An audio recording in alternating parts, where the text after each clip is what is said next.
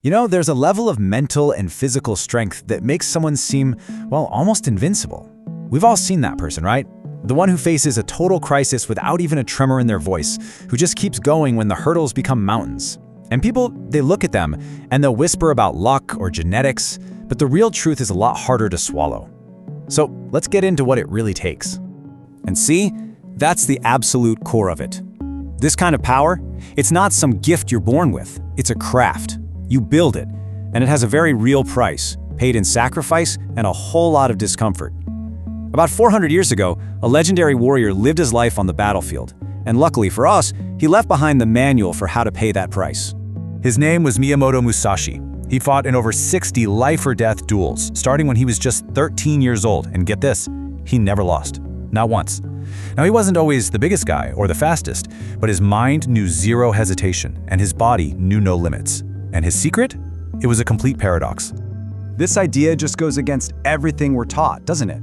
We're always told to add more motivation, more tools, more time. Musashi's philosophy was the exact opposite. He believed real power comes from elimination. And to really get why that works, we first have to understand the kind of fragility it's designed to crush.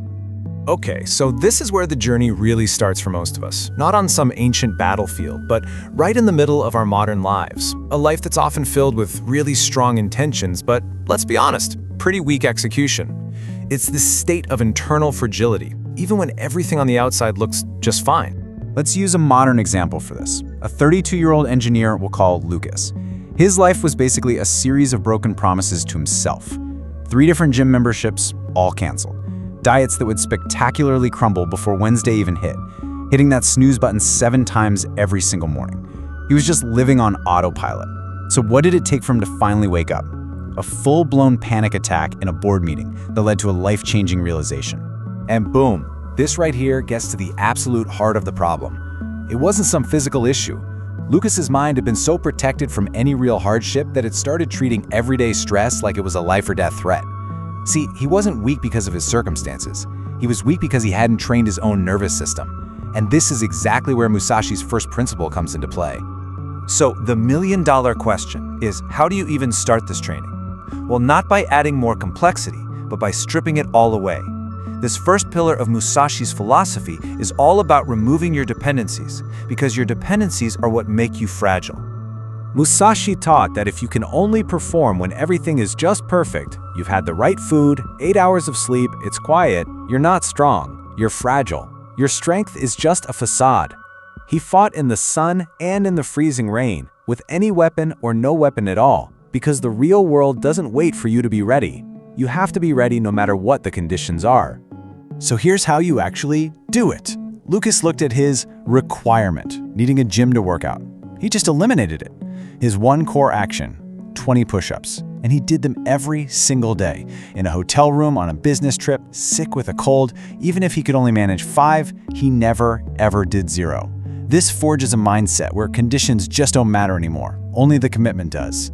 Now, after 40 days, Lucas was physically stronger, sure, but his mind was still a mess of anxiety. And this just goes to show you, physical discipline is only half the battle. The next step is training the mind to stay completely still, even when there's chaos all around you. This is a concept called Hijoshin, or the everyday mind. It's the ability to face a super high-stakes moment with the exact same calm you'd have just sitting and drinking tea. You're not suppressing fear, you're just observing it without reacting. Lucas started practicing this in traffic jams, just noticing the physical sensations. My heart is racing, without any judgment. He was literally biologically rewiring his brain to increase his threshold for panic. Okay, so practicing with push-ups and traffic jams, that's one thing. But how does all this training hold up when you're faced with a genuine catastrophe? This, right here, is the true test of that unbreakable strength. And that test came when Lucas got fired during massive company layoffs. Just look at this comparison. The old Lucas would have panicked, been terrified of the future, and just collapsed into inaction. But the new Lucas, he felt that initial shock, of course, but then came this quiet recognition of the feeling, and then, crucially, he moved to action. His training had created a space between the event and his response to it. And the result of that action?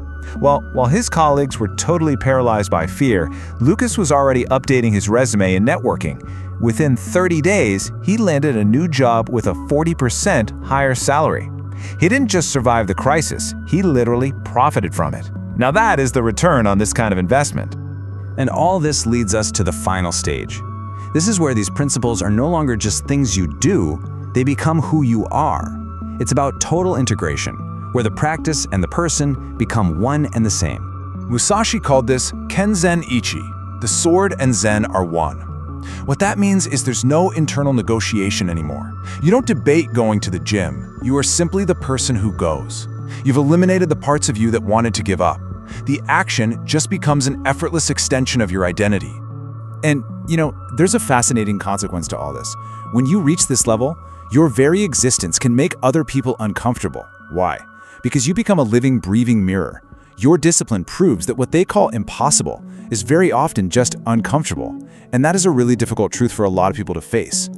This is the absolute pinnacle. Musashi's final words reflect a state of ultimate freedom. It's called sutami, abandoning the self. You stop identifying with outcomes, with success or failure. You are simply the practice itself. And if your strength is who you are, well, nothing and no one can ever take that away from you. So, we've walked Musashi's path, from the awakening of weakness all the way to the fusion of action and identity.